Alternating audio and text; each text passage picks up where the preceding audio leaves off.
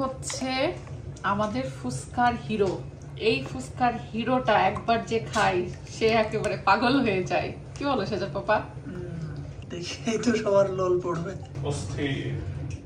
আসসালামু আলাইকুম, কেমন আছেন সবাই? আজকে অফিস থেকে এসে রাত্রেবেলা প্রথমে আগে কিচেনটা একটু ক্লিন করছি, তারপরে আজকেও প্রিপারেশন হবে রান্না বান্নার। যেহেতু আমার ওপেন হাউস আছে, তো ওপেন হাউসের জন্য তো প্রিপারেশন আসলে 2-3 দিন আগে থেকেই টুকটাক করে নিতে থাকি। তা আমি অফিসে ছিলাম, বাই দিস টাইম হচ্ছে আপনাদের ভাইয়াকে কিছু বাজারের লিস্ট দিছিলাম, সেই বাজারের লিস্টের কিছু কিছু বাজার সে করে আনতে পেরেছে। তো এর মধ্যে হলো কিছু জিনিসপত্র আছে ফুচকা টুচকা সহ। এর মধ্যে আছে হলো এটা কি, এটা লাগতেছে চটপটি ফুচকার ডাবলি। হ্যাঁ, এর মধ্যে ডাবলি আছে। নিচে হচ্ছে কাঁচামরিচ, আর এর মধ্যে হচ্ছে বিচি বা আটি ছাড়ানো সলিড তেঁতুল। তো এই তেঁতুলের প্যাকেট আমার ঘরে আরও 2টা আছে, এই জন্য বলছিলাম যে 2টা নিয়ে এসো, 4টা হলেই হয়ে যাবে।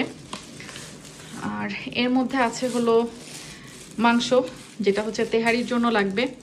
তো বেসিক্যালি আমি আজকে রাত্রে তেহারির মাংসটা প্রিপেয়ার করে রাখবো, ডাবলিগুলো ভিজিয়ে রাখবো, তেঁতুলের টক ওইটা বানায় রাখবো, যাতে আমার ওপেন হাউসের জন্য আস্তে ধীরে কাজ আগাইতে থাকে। কারণ যেই কাজগুলো আগে থেকে আসলে করে রাখলে একটু ইজি হয়, সেই কাজগুলো যদি আমি 2-3 দিন আগে থেকে করা স্টার্ট না করি, তাহলে একা হাতে আমি এত কিছু সামলাইতে পারবো না। এই তেঁতুলগুলা আমার কাজের জন্য বেশ সুবিধা হয়, কারণ এগুলোতে হচ্ছে বিচি থাকে না। আর আমি হচ্ছে ফুচকা চটপটির জন্য কিন্তু তেঁতুলের যে টকটা, এটা রেডিমেডটা ব্যবহার করি না। চেষ্টা করি সবসময় নিজের হাতে টক বানাই, সেটা দিয়েই নিজেরাও খাইতে। আর যখন ওপেন হাউসের জন্য বানাই তখন ডেফিনেটলি সেটা তো আরেকটু স্পেশাল থাকে।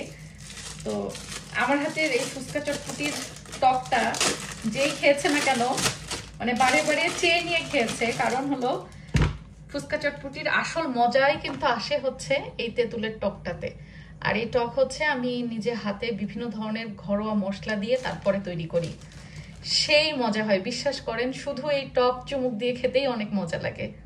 এর মধ্যে আমি এখন একটু গরম পানি দিয়ে এটাকে ঘন্টাখানেকের জন্য ভিজায় রাখবো। তারপরে তেঁতুলের কাঠ বের করে নিয়ে আমি টকটা বানাবো। আমি এখানে খুব ছোট্ট করে একটা পুডিং বানাবো।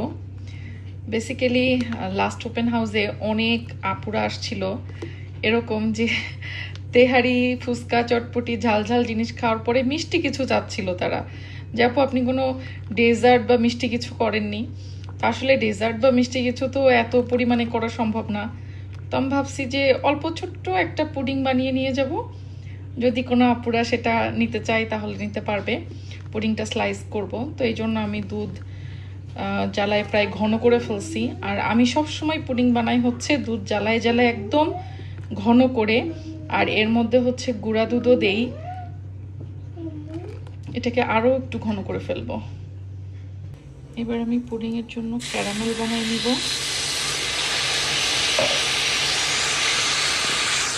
গ্যাসের চুলাতে আসলে ক্যারামেল বা অন্য যে কোনো কিছু লুচি ভাজা ফুচকা ভাজা এগুলো বেশ কষ্ট হয়। কারণ হচ্ছে ক্যারামেল বানাতে হলে যে এভাবে ঘুরাইতে হয় তো পাত্রটা তুলে। আর মানে সরি আমি কি বলছি, গ্যাসের চুলা ছাড়া কষ্ট হয়, ইলেকট্রিক চুলায় আসলে কষ্ট হয়। আর ইলেকট্রিক চুলায় তো পাত্রটা যখনই তোলা হবে তখনই আর হিট পায় না। আর ক্যারামেল করতে হলে অনেক বেশি হিটে করতে হয়, আদারওয়াইজ চিনিটা ঠিক মতো মেল্ট হয় না, ক্যারামেলটা ভালো হয় না। মানে আমার সারাদিন অফিসে কাজ করে এসে মাথা ওলট পালট হচ্ছে, আমি কথা উল্টাপাল্টা বলতেছি সব। অনেকের একটা প্রবলেম হয়, সেটা হচ্ছে ক্যারামেলে কালার আসে না বা চিনি দলা পেকে যায়। এটার মেইন রিজন কিন্তু হিটটা বেশি না করা। ক্যারামেল করার নিয়ম হচ্ছে আপনার চুলার যত সর্বোচ্চ হিট আছে সেই সর্বোচ্চ হিটে যদি আপনি ক্যারামেলটা করেন খুব দ্রুত হবে এবং চিনিও দলা পাকবে না, কালারটাও সুন্দর আসবে। কিন্তু এই যে এইভাবে একটু দুলাই দুলাই দিতে হয়। বাট এই যে আমি যখনই পাত্রটা তুলতেছি আমার হিট কিন্তু ও পাচ্ছে না। সো এটা হলো সমস্যা। গ্যাসের চুলা হলে কিন্তু নিচে ঠিকই আগুনটা জ্বলতো, ও সব সময়ই হিটটা পাইতো। ইলেকট্রিক চুলার জ্বালাতন এটা, অনেক রান্নাবান্নায় আছে ঝামেলা হয় অনেক। যাই হোক, এই যে ক্যারামেলটা আস্তে আস্তে কালার আসতে শুরু করতেছে। ক্যারামেল কিন্তু চামচ দিয়ে না নেড়ে এভাবে দুলাই দুলাই নাড়লে ক্যারামেলের কালারটাও ভালো আসে, টেক্সচারও ভালো আসে। ক্যারামেলটা কিন্তু অলমোস্ট হয়ে আসছে। দেখছেন কি সুন্দর কালার ধরছে, মাশাআল্লাহ মাশাআল্লাহ।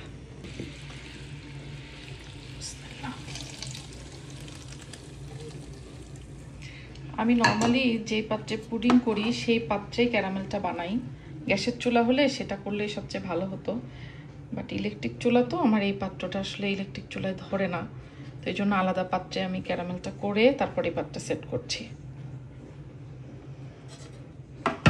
এইখানে দেখেন আমি যে মুড়ি মশলাটা গতকালকে তৈরি করে রাখছিলাম, এটা ঠান্ডা করার পরে সুন্দর একটা এয়ারটাইট পরিষ্কার কন্টেনারে ভরে রাখছি। এই মুড়ি মশলাটা কিন্তু অনেক দিন আপনারা ফ্রিজে রেখেও খাইতে পারবেন, আর এর মধ্যে যদি একটু ভিনেগার দেওয়া যেত তাহলে কিন্তু বাইরেও ফ্রিজে না রেখেও অনেকদিন ভালো থাকে। অনেক সময় ধরে ভাজতে ভাজতে ভাজতে ভাজতে একদম এর মধ্যে কোনো পানি নাই, শুধুমাত্র তেল। মানে আচারে যেরকম হয় না যে আচারে শুধু তেলে ডুবেই আচারটা ভালো থাকে, এটা অনেকটা সেরকম হয়েছে আর কি। তো এটা দিয়ে মুড়ি মাখালে যে মজা হয় মাশাআল্লাহ।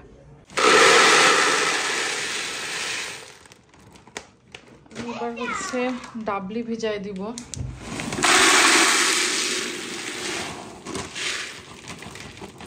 দুই পাত্রে ভিজাবো। ডাবলিগুলো আমি গরম পানি দিয়ে ভিজাচ্ছি, আর এটাকে সারা রাত মোটামুটি ভিজায় রাখবো। কালকে এটার পেছনে লাগবো, আজকে জাস্ট রাত্রেবেলা ভিজায় রাখলাম যাতে একদম সারা রাতে এটা ফুলে টাবুটুবু হয়ে যায়। পানিটা বা ভালোই গরম আছে, তো এটা হচ্ছে এরকম ভিজুক, সকালে ধুয়ে এটাকে প্রিপারেশন নিব।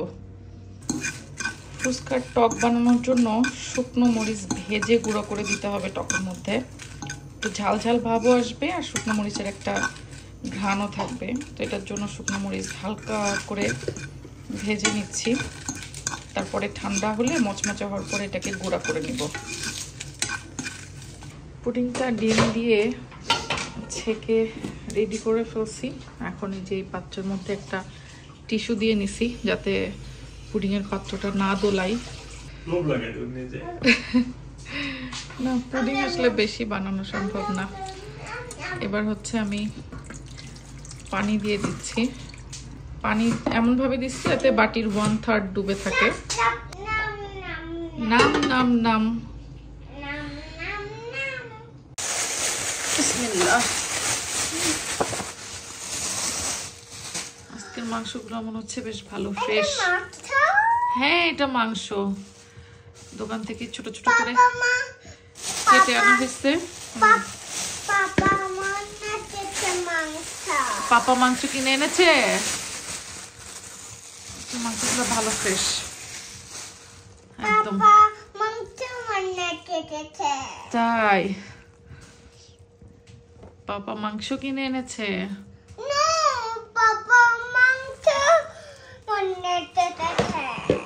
ওকে, মাংসগুলো দোকান থেকে একদম সুন্দর করে ছোট ছোট করে কাটায় নিয়ে আসা হয়েছে, আর এখানে সলিড আর এখানে হাড্ডিগুলো আলাদা করে আনা হয়েছে, কারণ তেহারিতে আসলে হাড্ডিওয়ালা মাংস দিলে ভালো যায় না, তেহারিতে সলিড হলেই ভালো। তো সলিডও দেখেন কতগুলা বের করতে গিয়ে হাড্ডিও অনেকগুলা হয়েছে।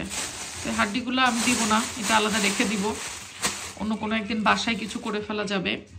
আর এগুলো হচ্ছে সলিড, একটু চর্বিযুক্ত মাংস আছে সাথে, মানে একেবারে চর্বি না থাকলে আবার তেহারিটা মজা হয় না। বাট এখানে হাড় একদমই রাখা হয় নাই, পুরাটা সলিড মাংস দিয়েই তেহারির প্রিপারেশন করব। মাংসগুলো ধুয়ে পানি ঝরাইতে দিছি। এখানে পেঁয়াজের ঝাঁঝে, এতগুলো পেঁয়াজের যে ঝাঁঝ, আর আমার তো ইলেকট্রিক চুলা, সো বড় যে পাত্রগুলো আছে সেগুলো ইলেকট্রিক চুলায় হয় না, যার জন্য এই মাংস এতগুলো আমার 2 পাত্রে তেহারির জন্য কষাইতে হবে। গ্যাসের চুলা হলে বড় পাত্র ছিল, 1 পাত্রে হয়ে যেত, কিন্তু সেটা তো সম্ভব না, এই জন্য আমি 2টা পাত্র বসাইছি।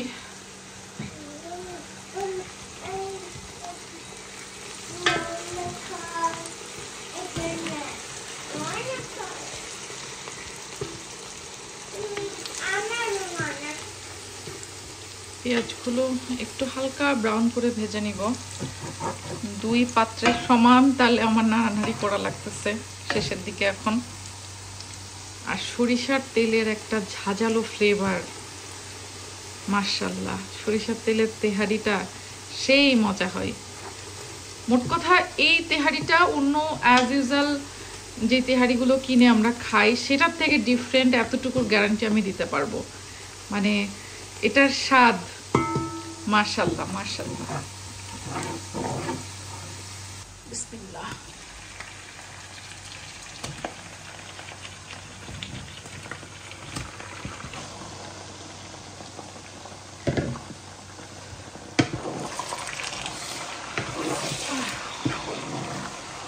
আমার ডান হাতে ভালো সমস্যা, হাত লেগে যায়।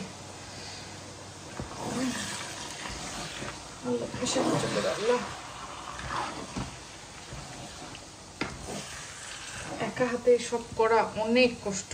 আজকে সেজার পাপা বাসায় নাই, আর আমার একা একা এগুলো করতে গিয়ে একদম জীবন বের হয়ে যাচ্ছে। বাট তারপরও আলহামদুলিল্লাহ আমি এগুলো করে আসলে অনেক হ্যাপি। আমি ফেসবুকে গতবার ওপেন হাউসের তেহারির একটা ছবি পোস্ট করছিলাম, ওখানে অনেক আপুরা কমেন্ট করছে, মানে বাংলাদেশেরও অনেক আপুরা, আবার ইংল্যান্ডের অনেক জায়গার, ইভেন লুটনের অনেক আপুরা, যে তেহারি আমার ভাগ্যে হয় কিনা। আসলে আমি আসলে খুব বেশি পরিমাণে তো করতে পারি না, যতটুকু আমার ক্যাপাসিটিতে আছে আমি ততটুকু করার চেষ্টা করি। তো দেখা যাচ্ছে শুরুতের দিকেই সব শেষ হয়ে যায়, তো লাস্টের দিকে একদম সন্ধ্যার দিকে যারা আসে তারা অনেক সময় পায় না। তো গতবার এজন্য একটু বেশি করছিলাম, তার আগের বার শর্ট পড়ছিল অনেক, গতবারও লাস্টের দিকে এসে অনেকে পায় নাই। তো এবার আমি আসলে খুব বেশি করতে পারছি না এবারও, মানে এমনিতেই ঠান্ডার সময় এখন অনেক কষ্ট আসলে। আর আমার এখন জব ছিল, জব থেকে এসে সবকিছু এই রাত ভোর করে মেনটেন করা অনেক কষ্ট, অনেক কষ্ট। বাট তারপরও আলহামদুলিল্লাহ, ইনশাল্লাহ ওপেন হাউসে আপনারা সবাই আসবেন। ওপেন হাউসের অ্যাড্রেস ডিটেলসটা আমি উপরে স্ক্রিনে দিয়ে দিচ্ছি। লুটন বেরি পার্ক রোডে ইটালিয়ান কফি অ্যান্ড স্ন্যাক্স হাউসের দোতলায়। এখানে এর আগেও আমি কয়েকবার ওপেন হাউস করেছি। চৌধুরানী আয়ুর্বেদার সকল হার্বাল প্রোডাক্টও থাকবে, সিয়ারা টগের খিমার আবায়া এগুলো ক্লিয়ারেন্স প্রাইজে থাকবে। আর রেসিপিস বাই সেজাস মোমের হাতের তো সরিষার তেলের পুরান ঢাকার স্পেশাল হাজির তেহারি, সাথে ফুচকা, চটপটি, মুড়ি মাখানো, মজার মজার সব কিছু কিন্তু থাকবে। আমি আজকে তেহারির মাংসটা জাস্ট একটু কষায় রেখে দিব, এটাকে কালকে আবার আরেকটু জাল করব, দেন ওপেন হাউসের দিন সকালবেলা আমি তেহারিটা রান্না করব। কারণ আমি তেহারিটা আসলে ফ্রেশ রান্না করতে চাই। মাংস তো আগে থেকে কষায় রাখলে কোনো সমস্যা নাই, গরুর মাংস যত জ্বালানো হবে কষানো হবে তত আরো মজা হয়। এই জন্য আমি কাজ আগায় রাখার জন্য মাংসটা কষায় রাখতেছি। কিন্তু তেহারিটা রান্না করব হচ্ছে ওপেন হাউসের দিন ভোরবেলা উঠে। আমাদের তো 11টা থেকে ওপেন হাউস, 11টা থেকে সন্ধ্যা 7টা পর্যন্ত। তো ওপেন হাউসের দিন ভোর 5টা-6টার দিকে উঠে আমি তেহারি রান্নার প্রিপারেশনটা করে ফেলবো। এই হচ্ছে আমাদের ফুচকার হিরো। এই ফুচকার হিরোটা একবার যে খাই সে একেবারে পাগল হয়ে যায়। কি বলো সেজার পাপা? দেখেই তো সবার লোল পড়বে। শোভন, টকটা কেমন হয়েছে বলো? অলরেডি আমরা সবাই টেস্ট করছি, টেস্ট করে করে সব ঝাল মশলা অ্যাডজাস্ট করছি। আমাদের সবার রিভিউ তো শুনলেনই অস্থির। এবার ওপেন হাউসের দিনে অন্য সব আপু ভাইয়াদের রিভিউ শোনার পালা। বেসিক্যালি ফুচকা চটপটির টেস্টই আসে কিন্তু এই টকটাতে। আর এই টকটা আমি নিজে মশলাপত্র দিয়ে ব্যালেন্স করে তৈরি করি, মাশাআল্লাহ। এই যে, আর দেখেন গতবার আমার যেটা হয়েছে লাস্ট ওপেন হাউসে আমার টক শেষ হয়ে গেছিল। তো পরে অনেকে আছে যে রিফিল করে করে খায়, মানে আপু টক দেন, আরো টক দেন, মানে টকটাই অনেকে খেতে পছন্দ করতে। এবার আমি চেষ্টা করছি যে বড় এক কন্টেনার ভরে আপনাদের জন্য টকটা বানাইতে। এই টক একবার যে খাবে কি হবে, সে বারে বারে যাবে। কেন দিবা না? এটা কোনো কথা? আপনাদের ভাইয়া কিপটা দেখছেন না? অবশ্যই দেওয়া হবে ইনশাল্লাহ, আপনাদের জন্যই তৈরি করা। আর সত্যি এই টকটা অনেক অনেক মজা হয়।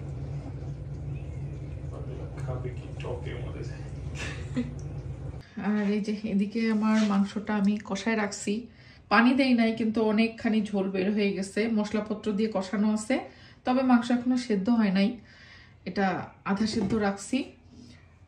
আগামীকালকে বাকিটা ইনশাল্লাহ করে ফেলবো, আরো কষাবো। সো আজকের মতো আমার রান্নাবান্নার প্রিপারেশন এখানেই শেষ হচ্ছে। আর কি জানি, নুটে গাছটি মোড়ালো, আমার গল্পটা ফুরলো।